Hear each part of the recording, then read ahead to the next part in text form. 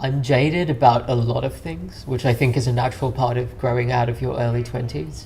When I was just a few years younger, like 3 or 4 years younger, because of my senses of isolation when I was young, I really wanted to change the world. We live in a society that's unjust, and there are so many forms of exclusion and discrimination, and in my own small way, I wanted to do whatever I could to sort of reduce that.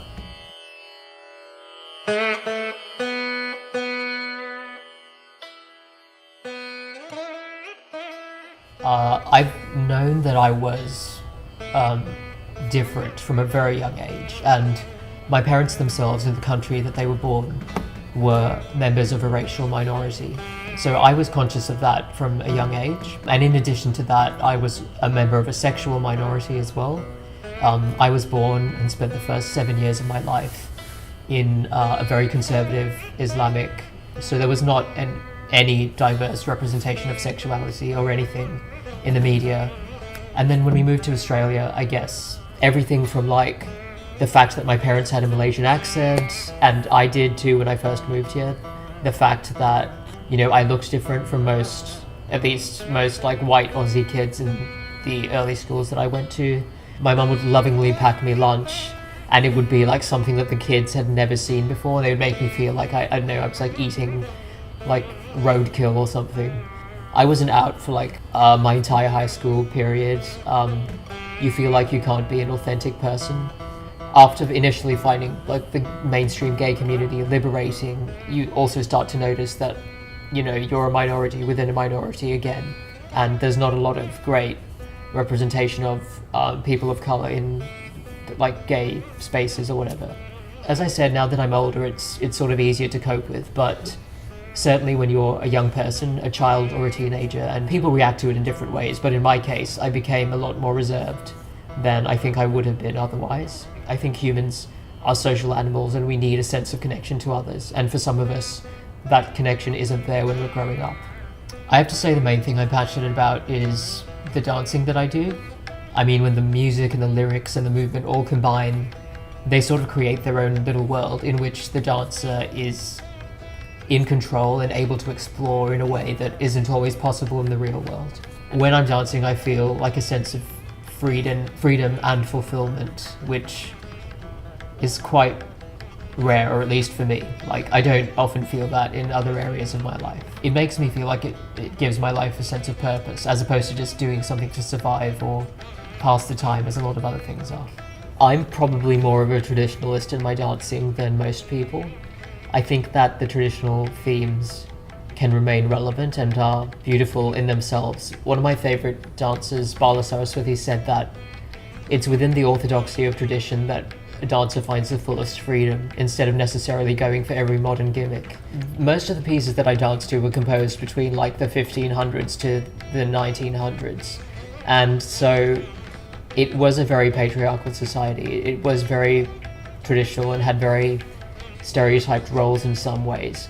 Having spent so much time in environments where people sort of deconstruct every form of media that they consume, I'm sort of very skeptical of the idea that people can't practice or make art unless it's the product of a perfectly egalitarian society. If that were the case, then we would have to discard most of human art that's ever been made over the past 2,000, 3,000 years, and we'd probably have to stop making art until some point in the future where we lived in some perfectly equal utopia.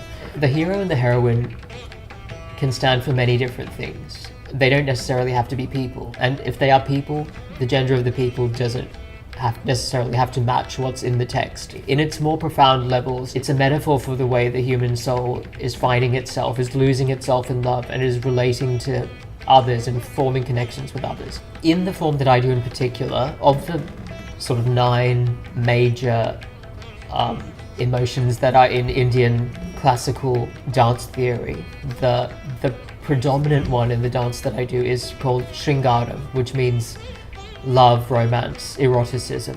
It's interesting, again, coming back to the fact that I'm a psychology student, because one of the things that has attracted the attention of psychologists is the study of emotions. And one of the major questions in emotion was whether, to what extent our emotions are a product of our socialization and to what extent they may be biologically innate. It's been fairly well established that people in very different societies can sort of universally recognize at least 6 basic human emotions, like fear, surprise, anger, disgust, happiness, that kind of thing. The trappings may be specific to South India of a couple of centuries ago, like, you know, we may not write by letters anymore, we may send texts, you know, we may not send a carrier pigeon to our lover, we may send like a Tinder message. In some ways, humans are remarkably constant in different times and different places. Yeah. I think I had a kind of negative and cynical attitude towards love when I was younger, but I think it's probably a word that's overused in our society, and that's one thing people do feel jaded about, and rightly. You should love yourself and you should just accept all your flaws, and I think that in a sense there's kind of like a self-love industry in our society, but I don't relate to that concept of love. But we do live in a society where people tend to be guarded about their emotions, especially emotions like love, which can be seen as frivolous or weak. It also ties into the fact that when I was younger I was gay, and I think also, especially if you're male, people in general sort of punish you for expressing emotions unless they're anger or something. As I've connected to it in the dance form, like, I've realized that love doesn't have to be like a cheesy sort of Valentine's Day type of thing. You know, people use a language of love, particularly in the Indian tradition and in the dance tradition, to describe like the sort of deepest longings and the most profound ways that the human soul relates to something outside of itself and tries to strive for something greater. So what they call love is like the soul search for meaning, or trying to relate to itself or to others and to form connections. And I think that's a really important part of what it means to be human.